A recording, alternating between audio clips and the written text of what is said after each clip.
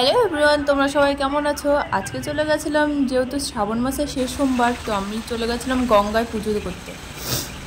তো যাবার সময় এই ছাগলগুলো গাড়ির সামনে চলে এসেছিল, তাই গাড়িটা স্লো করা হলো।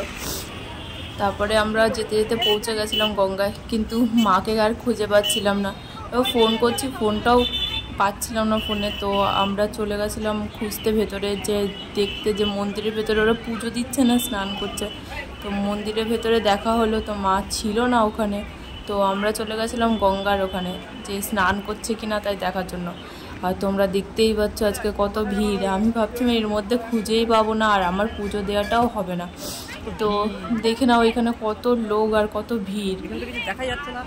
তো এতগুলো লোকের মাঝখানে একটা লোককে খোঁজা মানে অনেক কঠিন ব্যাপার। সে যাই হোক, তোমরা দেখতেই পাচ্ছ যে কত ভিড়। তোমরা ঘাটটা দেখতেই পাচ্ছ, কত সুন্দর ঘাট। এটা হচ্ছে পায়রাডাঙ্গা মুকুন্দনগর ঘাট। স্টেশন থেকে বেশি দূর না, স্টেশন থেকে 10-15 মিনিট লাগে তোমরা যদি গাড়ি করে আসো। তো তোমরা একদিন এসে ঘুরে যেতে পারো। জানি না, হ্যাঁ জানি সবাই এসছো মোটামুটি। চাকদা রানাঘাট যাদের বাড়ি তারা অনেকেই এসছে ঘুরতে।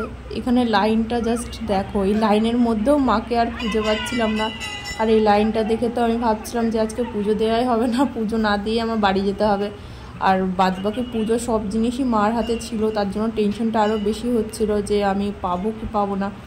কন্টিনিউ মাকে ফোন করার পরে একবার মা ফোন ধরলো, তো তারপরে বলল যে আমি গেটের সামনে আছি। তারপরে আমরা হাঁটতে হাঁটতে চলে গেলাম গেটের সামনে। এই দেখো মাকে পেয়ে গেলাম ফাইনালি। তো মা বললো যে এখানে যে যতটা ভিড় আছে এখানে আমরা দিতে পারবো না পুজো, তাই অন্য একটা নতুন মন্দিরে আমরা পুজো দেবো। তো আমি যতক্ষণ মন্দিরে যাচ্ছি ততক্ষণে তোমরা লাইক কমেন্ট সাবস্ক্রাইব করে দিও। এই দেখো তোমরা দেখে নাও যে ফার্স্ট মন্দিরটা, এই মন্দিরে ফার্স্টে গেছিলাম। তো যেহেতু এখানে বিশাল ভিড় ছিল তো আমরা যাইনি। এবার আমরা নতুন মন্দিরে চলে যাব। এখানে আমার একটা পিসি আর ঠাম্মার সঙ্গেও দেখা হয়ে গেছিলো। তো আমরা সবাই মিলে এখন চলে যাব। মা সব কিছু গুছিয়ে নিচ্ছে যাতে ওখানে গিয়ে কোনো অসুবিধা না হয়। তো আমরা সবাই হেঁটে হেঁটে চলে গেলাম ওই মন্দিরে। বেশি দূর না, এখান থেকে অল্প দূরই নতুন মন্দির হয়েছে। তোমরা এসেও একদিন ঘুরে যেতে পারো, সত্যি খুবই সুন্দর মন্দির।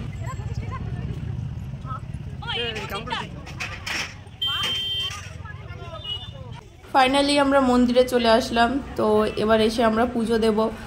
আর ভাবছিলাম, আমি জানি না কোথায় শিব মন্দির, কারণ এটা আমি ফার্স্ট টাইম না সেকেন্ড টাইম এসেছি। কারণ যখন নতুন হচ্ছিল তখন আমি এসেছিলাম, তো সেকেন্ড টাইম এখন আসলাম। এখন পুরো কমপ্লিট হয়ে গেছে, তো আমি জানতাম না যে কোথায় নতুন মন্দির করেছে। তো মা বললো যে এইটা নতুন মন্দির। তো আমি আর মা ফার্স্টে চলে গেছিলাম পুজো দিতে, কারণ ওখানে আমাদের অনেক জিনিসপত্র ছিল। তো ঠাম্মা আর পিসি ওয়েট করছিল আমাদের জন্য, আর আমরা চলে গেছিলাম ফার্স্টে পুজো দিতে। তো দেখে নাও তোমরা, এই মন্দিরে অতটা পরিমাণে ভিড় ছিল না। আর আগের মন্দিরে তো তোমরা দেখলে পা ফেলার মতনও জায়গা ছিল না, লাইন দিলে তো মনে হয় বিকেলে বাড়ি আসতাম। এখানে সবাই একে একে পুজো করে নিচ্ছিল। তো এখানে ছিল শিব ঠাকুরের মূর্তি আর একটা নন্দীর সুন্দর একটা মূর্তি, আর শিবলিঙ্গ ছিল।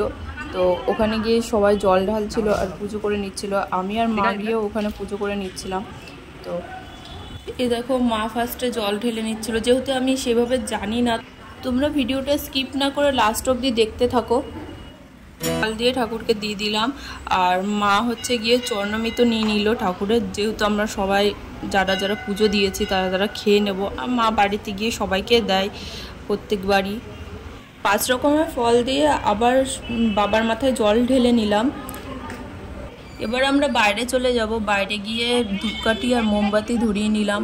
আর ততক্ষণে পিসি আর ওই ঠাম্মা চলে গেছিলো পুজো দিতে। বলেছিল যে নন্দীর কানে নাকি কোনো কথা মন থেকে বললে নাকি সেই ইচ্ছাটা পূরণ হয়, তাই আমিও একটা উইশ চেয়ে নিলাম। আর এই মন্দিরটা সত্যি খুবই সুন্দর। হ্যাঁ, আমি এর আগেবারও গেছিলাম, তো যখন পূরণ হয়নি মন্দিরটা তখন গেছিলাম। তো এবার যখন সম্পূর্ণ হয়ে গেছে মন্দির, তাই একবার ভাবলাম যে ভেতরে গিয়ে দেখি। তোমরাও ভিডিওটা দেখতে থাকো, আর লাইক কমেন্ট সাবস্ক্রাইব করতে ভুলো না। আর উপরের থেকে পুরো গঙ্গাটা দেখা যায়। আর এখানে হচ্ছে বাবা লোকনাথের মন্দির। এখানে বাবা লোকনাথ সত্যি খুব সুন্দর। আমি একটু ঠাকুরকে প্রণাম করে নিলাম। করে নেওয়ার পরে তোমরা দেখতেই পাচ্ছ কি সুন্দর ভিউ, আর ওখানে পুরো গঙ্গা, আর কত ভিড় আজকে সেটা তোমরা দেখতেই পাচ্ছ। আর এমনিতেও আমাদের গঙ্গাটাও অনেকটাই জমজমাটে থাকে সবসময়। আর আমি কিছু ছবি তুলে নিচে নেমে গেলাম। মা বলেছিল যে আমাদের পাড়ার ক্লাবের থেকে কিছু দাদারা খিচুড়ি বিতরণ করছিল, তো নিয়ে আসার জন্য। তো আমরা ওখানে গিয়ে দেখি কি সব খিচুড়ি ফুরিয়ে গেছে। আমাদের পুজো দেওয়া কমপ্লিট হয়ে গেছিলো, তো মা তারপরে টোটো খুঁজছিল। তো এখান থেকে একটা টোটো যাচ্ছিল না, কারণ হচ্ছে সব টোটোই রিজার্ভ ছিল। তো টোটো স্ট্যান্ড থেকে তো আমরা একটা টোটো পেয়ে গেছিলাম, তো মা ওই টোটোতে উঠে পড়েছিল। তারপরে আমরা মিষ্টির দোকানে গেছিলাম, তো এখানে মিষ্টি আর একটা ঠান্ডা নিয়ে নিয়েছিলাম। তো তোমাদের ভিডিওটা কেমন লাগলো নিশ্চয়ই জানিও, লাইক কমেন্ট সাবস্ক্রাইব করতে ভুলো না। দেখা হচ্ছে নেক্সট ভিডিওতে।